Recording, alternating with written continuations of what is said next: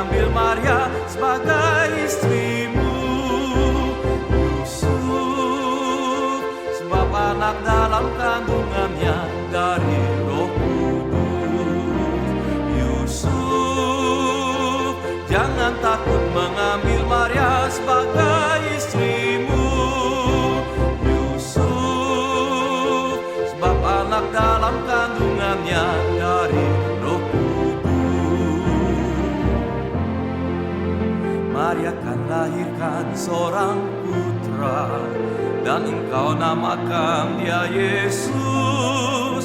Dia akan selamatkan umatnya dari maut dosa.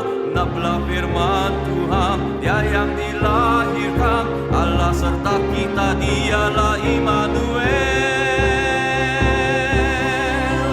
Yusuf, jangan takut mengambil Maria sebagai istrimu. Yusuf, sebab anak dalam kandungannya dari Roh Kudus.